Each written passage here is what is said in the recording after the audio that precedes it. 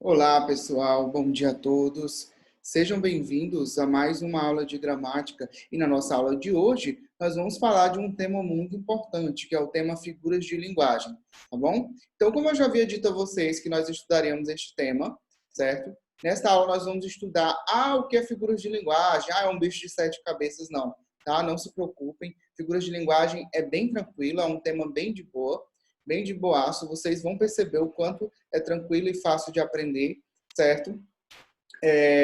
Basicamente, as expressões, né, que tem o sentido figurado, quando nós dizemos, isso aí tem sentido figurado, né? Nós chamamos de figuras de linguagem. Agora, a linguística e a gramática se encarregaram de colocar alguns nomes para identificar essas expressões linguísticas.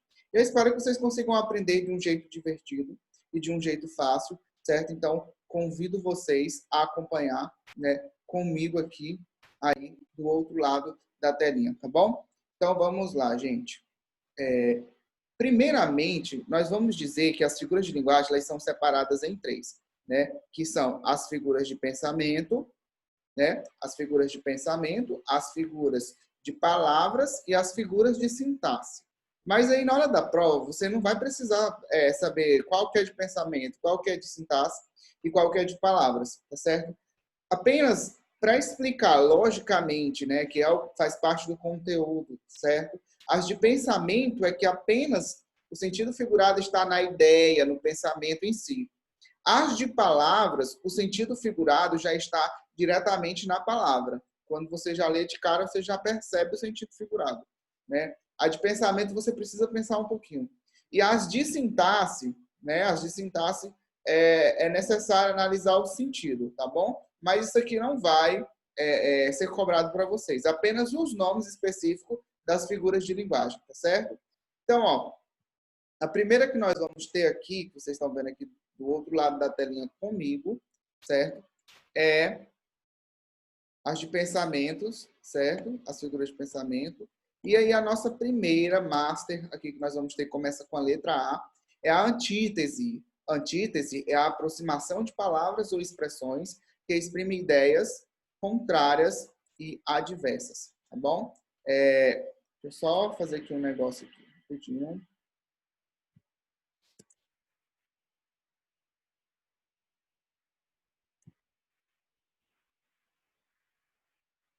Só corrigir aqui um acento da palavra ideia, certo? Que não tem mais, depois do novo acordo ortográfico, tá certo? Como vocês já estudaram, né? Então, vou precisar fazer essa pequena correção aqui, esse pequeno ajuste, tá bom? Então, vamos lá. Olha só, mostrando aqui novamente para vocês, a palavra ideia, né? Que eu tinha colocado aqui, ela estava sem, aliás, com o acento e não tem mais o acento na palavra ideias, tá? Contrárias e adversas. Exemplo, eu vou dar um exemplo aqui, vou ler o exemplo, depois vou dar outros exemplos para ver se vocês entendam. Então, quando eu falar antítese, antítese sempre vai ser frases que expressam ideias contrárias. Por exemplo, aquele fogo em sua face apagava-se com o gélido coração. Um fogo que se apaga com gelo, que gélido vem de gelo, né? Então, gélido coração. Então, veja, o fogo e o gelo. Toda vez que tiver essa ideia de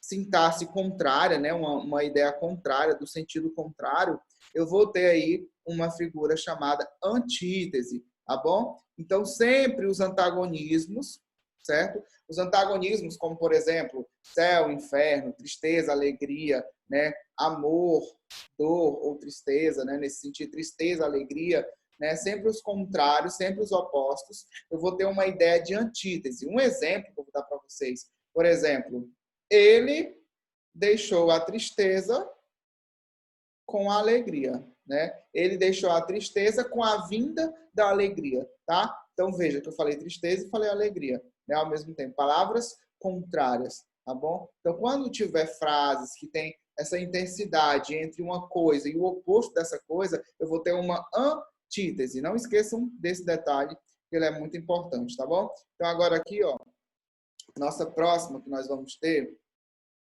vai ser o eufemismo, tá bom? Como o próprio nome já diz, eufemismo. Então, uma característica mais feminina. Vamos lá. é uma espécie de abrandamento, é uma maneira de, por meio de palavras mais polidas, tornar mais suave e sutil a informação de cunho desagradável e chocante, tá? Então, sempre quando eu quero suavizar alguma coisa, que eu uso um jeitinho para falar, eu estou usando o quê? Eufemismo. Olha o exemplo aqui, ó.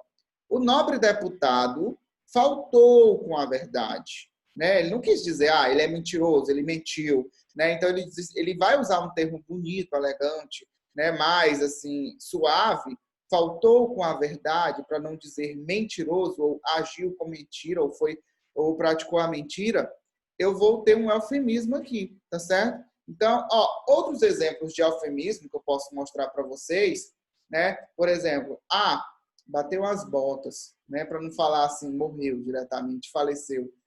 Foi brincar com Deus. Foi morar no paraíso. Né? Então, sempre quando eu dou um jeitinho de suavizar, né, essa intensidade daquilo que é o sentido real, certo? Porque figurado sempre vai ser o sentido conotativo, né, o sentido, de certa forma, que nós chamamos figuras de linguagem.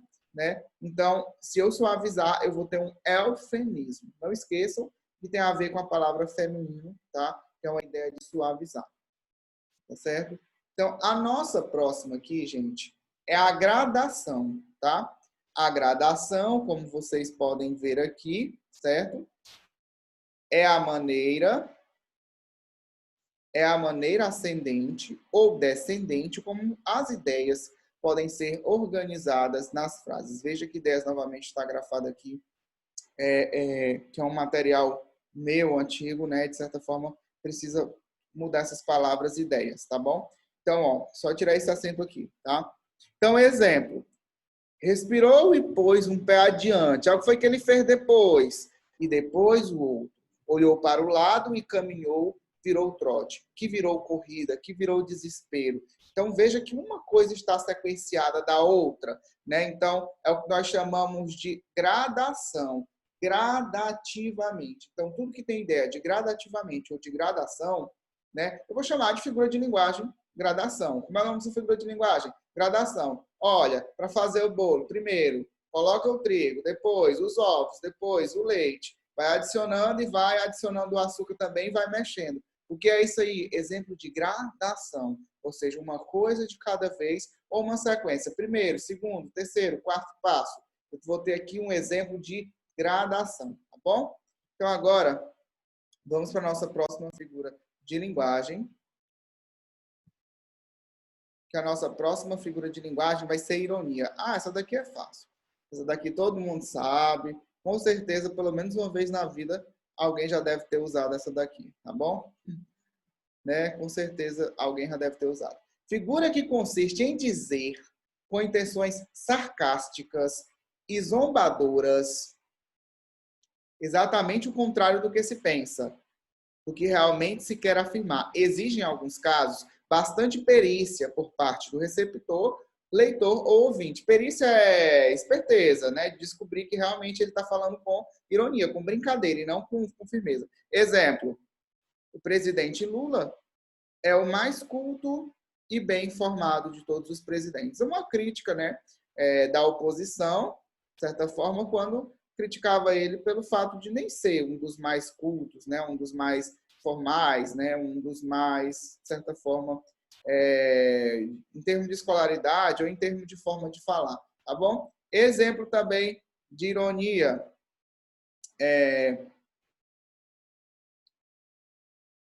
Você vai sair e a pessoa está saindo e o outro responde: não, eu vou sair não. Eu vou só pegar um vento. Não vou sair não. Tipo isso, sabe? Tipo aquela ironia que vocês já estão acostumados, né, ouvir, né? Então, ironia, eu tenho certeza que todos tiram de letra aí, tá bom? Então, olha só. Vamos aqui para outra, certo? Hipérbole. Gente, hipérbole já é o contrário de eufemismo, tá? Então, lembrem disso. Eu tenho um eufemismo que é suavizar. E a hipérbole já é o contrário, é exagerar, tá bom? Então, vejam bem. Hipérbole é o modo exagerado de exprimir uma ideia, novamente, ao sem um acento. Exemplos. Eu nunca mais vou respirar. se você não me notar. Eu posso até morrer de fome, se você não me amar. Veja que respirar, eu dizer que eu nunca mais vou respirar porque uma pessoa não corresponde ao amor, tá? Ou dizer que eu vou morrer de fome se você não me amar. Então, assim, é exagero, tá? É exagero demais. Outro exemplo, que aqui, por exemplo, na nossa região, né, tanto Maranhão como cidade de Imperatriz, gostam muito de utilizar, morri de rir, né? Morri de rir disso. Ou então, às vezes, só coloca assim, morri. Quando coloca uma coisa engraçada, né? Morri, kkkk. Tipo assim, no sentido de morri de sorrir, né? Eu tô morrendo de fome. A pessoa não está morrendo de fato de fome, né? Apenas a forma exagerada de falar, ele chorou rios de lágrimas. Existe chorar rios de lágrimas? Não existe, tá? Então, tudo que eu exprimo com ideia de exagero, eu vou chamar de hipérbole. Tudo que eu falar com um jeitinho mais calmo, mais suave, mais tranquilo, eu vou ter aqui um eufemismo, como eu falei para vocês, tá bom? Então, agora, nós vamos para a nossa próxima figura de linguagem, certo? Que a nossa próxima figura de linguagem, gente, é a prosopopeia ou personificação, que eu cheguei até a trabalhar, né, na semana anterior com vocês, essa ideia de prosopopeia ou personificação, que eu até falei que personificação é pegar seres inanimados, né? Como quando eu cantei aquela música, mostrei aquela música para vocês, O Sol do Seu Olhar, né? Quando ele fala a Ana Júlia, aquela música da Ana Júlia, né?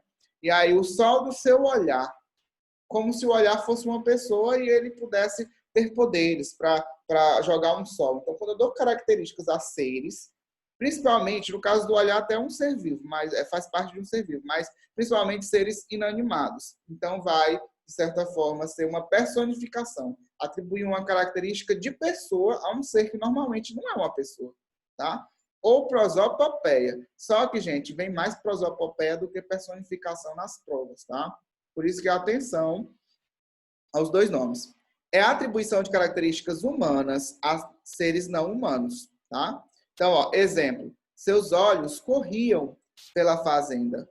Os olhos não correm, né? Então, de certa forma, no sentido real, os olhos poderiam ver, né? Poderiam olhar, de certa forma, em várias direções, né? Se eu fosse ser tão sentido real. Mas não dizer que os olhos corriam pela fazenda, né? Não está errado, não. Isso aqui é uma figura de linguagem, tá bom? Só que é preciso que entenda que isso é uma figura de linguagem. Enquanto a lua lhe sorria. Tem como a lua sorrir? Não, a lua não é um ser humano, né? Mas é uma forma figurada. Então, quando eu coloco, atribuo características humanas a seres inanimados ou seres que, de certa forma, não são pessoas, não são humanos, diretamente, eu vou ter aí uma prosopopeia ou personificação, tá certo? Então, agora, nós vamos ver as figuras de palavras, certo? Que tá a ideia já clara de figura de linguagem na palavra, tá bom? Então, vamos lá. Olha aqui, ó. Eu vou ter uma comparação, a primeira, certo?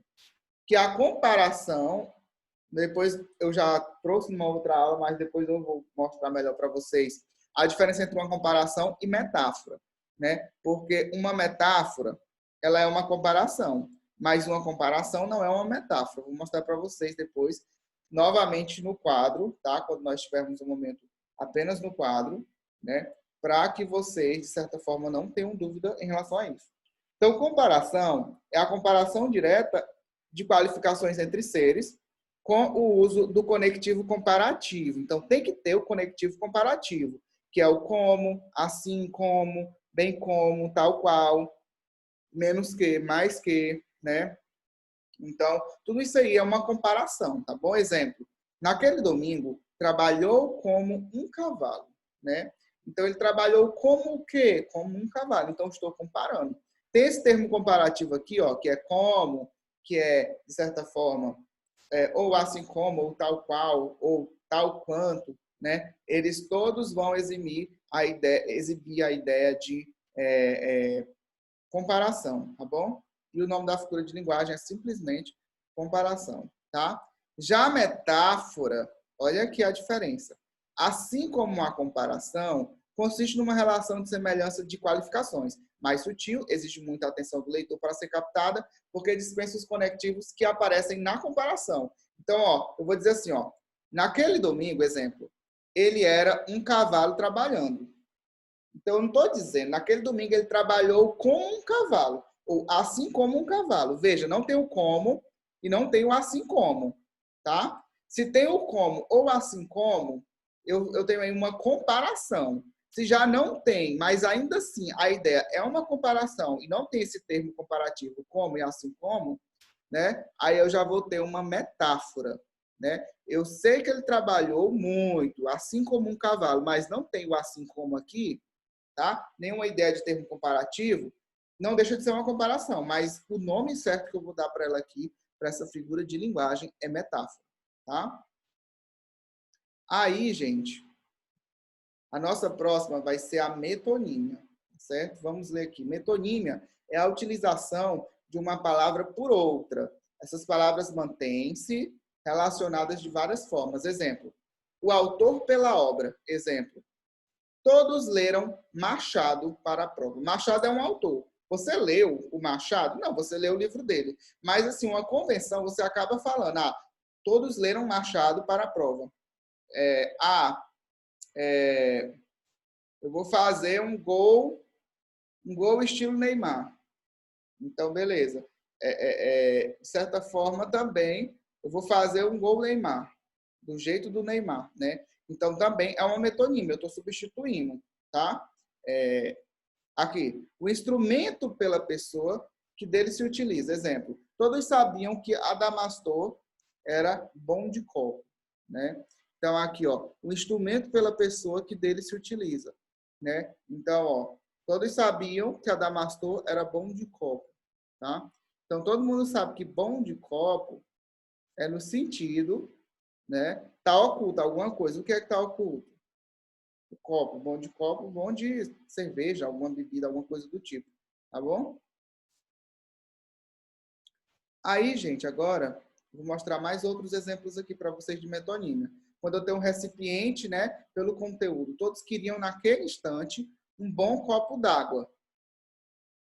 Vocês queriam o copo ou vocês queriam a água, né? Então, fica muito nessa ideia assim, né? Então, quando eu pego o recipiente, troco pelo conteúdo. O conteúdo seria a água. Todos queriam beber água, né? Então, de certa forma, eu botei o copo, eu evidenciei o copo. Ou quando eu troco o lugar pelo produto. O que mais me fascinava era... Essa frase aqui não está legal. Mas vamos ler aqui, vamos lá. O que mais me fascinava era fumar um Havana. Aí, beleza. Então, ó, eu estou trocando a marca, o lugar, desculpa, né, pelo produto. Então, assim, de certa forma, também pode ser marca pelo conteúdo, tá? Ao invés de falar, usar Bombril, né, e usar palha de aço.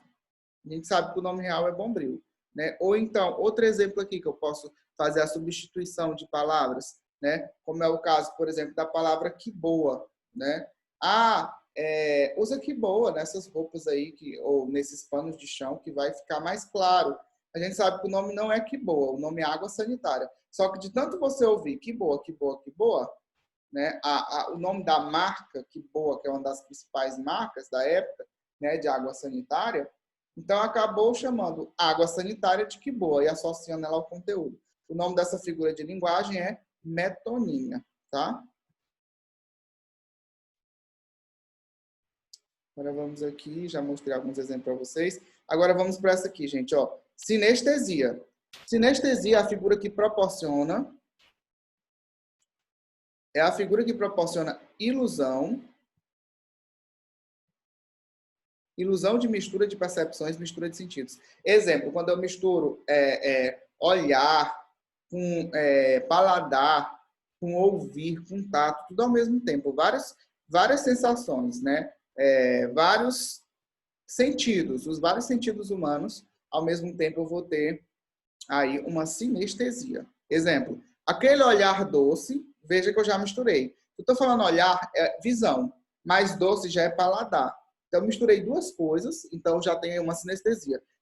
Realçava sua voz morna. Presta atenção, que voz é audível, né? Audição. E morna já é tato, sensação, né? Sensação de tato.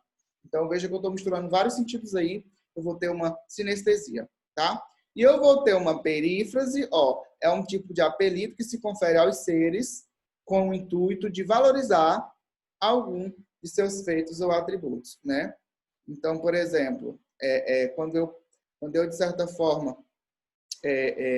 coloco um nome mais carinhoso para um determinado lugar, como, por exemplo, São Luís do Maranhão, a Ilha do Amor, ou, por exemplo, quando eu quero falar do Rio de Janeiro, cidade maravilhosa, né? Os termos que já foram criados, de certa forma, para designar lugares, eu tenho aqui perífrase, e também pode ser chamado autonomásia, tá? Então, exemplo, todos gostaram da Ilha da Magia, né? Então, de certa forma, aqui eu tenho também uma perífrase. E aqui, para a gente encerrar, nós vamos ver as de sintaxe, né? Quando eu tenho a elipse, que a elipse é quando se omite algum termo na palavra, por exemplo, no português a gente faz muito isso, né? Que não é possível no inglês. Exemplo, saímos da confeitaria com um pedaço de felicidade. Assim como no espanhol também nós fazemos muito isso. Porque eu sei que saímos já se refere a nós, tá vendo? Mas aí eu não botei o nós, eu ocultei o nós. Ao invés de eu falar, nós saímos da confeitaria com um pedaço de felicidade. Beleza. De boa. Então, eu chamo essa figura de linguagem elipse, quando eu oculto algum termo que existe ali, tá bom? Zeugma, vamos mostrar o zeugma, já é um tipo de elipse também. Ocorre quando duas orações compartilham o termo omitido. Ou seja, por exemplo, todos querem dinheiro, eu, amor. Não precisou dizer, todos querem dinheiro, eu quero amor. Não precisou dizer, eu quero, tá? Então, quando eu omiti uma coisa que já estava na oração anterior, tá? Como está aqui bem mais tranquilo, bem mais de boa, eu vou chamar de zeugma, tá bom? Pleonasmo, tá bom? Então, pleonasmo, lembra que eu falei naquela outra aula? É quando você faz uma repetição, subir para cima, descer para baixo, né? Então, aquelas formas de falar errada, nós chamamos de pleonasmo, né? É um vício, de certa forma, que as pessoas usam, né? Por exemplo, eu nasci há 10 mil anos atrás, então, olha o exemplo aqui, ó. Cheguei até aqui caminhando com minhas próprias pernas. Não, chegou caminhando com as mãos. Chegou caminhando com as mãos ou chegou caminhando com a barriga. Então, assim, não precisa dizer caminhando com as próprias pernas, né? Porque, de certa forma, já dá para entender que foi com as próprias pernas. Né? Ele pode dizer assim, cheguei aqui caminhando com muito esforço, né? Cheguei caminhando com muito esforço. Outros, outro pleonasmo também, né? Ah, doido da cabeça.